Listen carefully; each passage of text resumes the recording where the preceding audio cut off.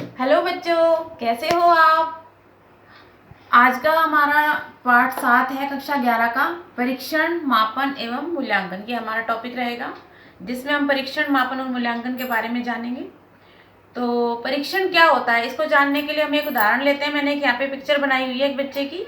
तो आप इस बच्चे को देख के बता सकते हो, इसका कुछ भी नाम रख लो आप। उस बच्चे को देख के आप बता सकते हो कि इसका हीमोग्लोबिन कितना है, या इसकी दौड़ में 100 मीटर की अगर हम दौड़ कराएं तो ये कितने समय में उस दौड़ को पूरा कर लेता है, और इसमें कैल्शियम कितना है।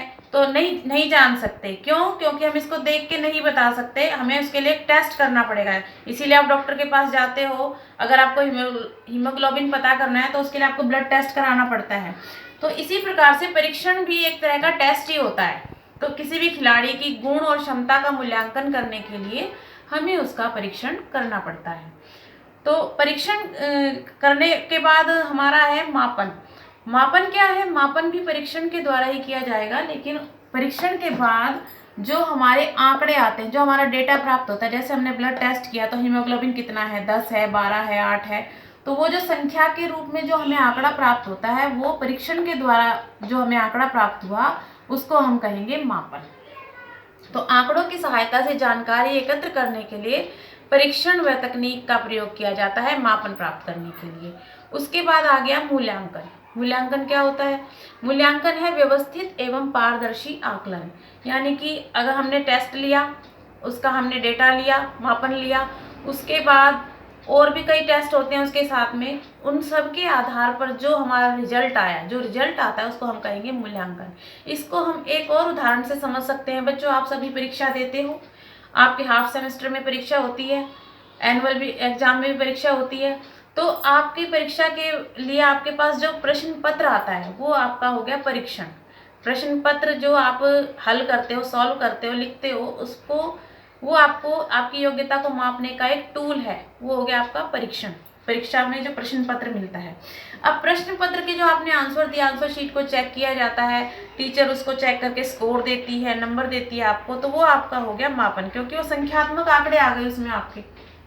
उसके बाद आता है मूल्यांकन, यानी कि रिजल्ट। जब आपका रिजल्ट बनता है तो उसमें आपको ग्रेड भी दी जाती है। जैसे 100 से 90 तक अगर आपके नंबर आ रहे हैं तो आप ए ग्रेड में आ गए, और इसी तरह से 90 से 70 के बीच में आ रहे हैं तो आप बी ग्रेड में आ गए या A2 ग्रेड में आ गए। जो भी उसका मतलब एक ग्रेड का हमारा चार्ट होता है, उसके आधार पर बच्चों को वर्गीकृत किया जाता है ABCD ग्रेड में।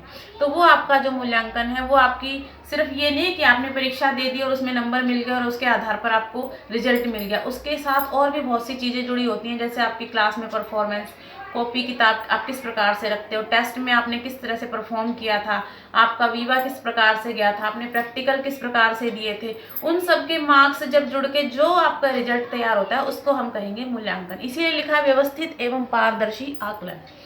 अब हमें परीक्षण, मापन और मूल्यांकन करने की आवश्यकता ही क्यों है?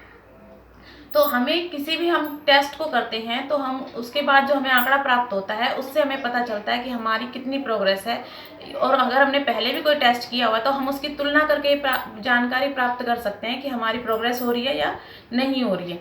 तो किसी भी खिलाड़ी के खेल के विषय में जानकारी प्राप्त करने के लिए उसकी प्रोग्रेस कितनी अच्छी है, वो खेल में प्रैक्टिस जो कर रहा है वो किस स्तर तक पहुंची है, उसके बारे में जानकारी प्राप्त होती है। प्रगति के विषय में जानकारी, प्रशिक्षण की विधियों में संशोधन। अगर हम उनकी टेस्ट ले रहे हैं, पहले का टेस्ट देखते हैं और बाद अब का टेस्ट हम देख रहे हैं, उनके खिलाड़ियों के प्रैक्टिस टेस्ट जो हम देख रहे हैं, उसमें अगर हमें कुछ कमी नज़र आ रही है तो हम अपनी प्रशिक्षण की विधियों में संशोधन करके उसमें सुधार ला सकते हैं। तो प्रशिक्षक के लिए ये परीक्षण, मापन और मूल्यांकन करना बहुत आवश्यक है छात्रों की प्रगति जानने के लिए।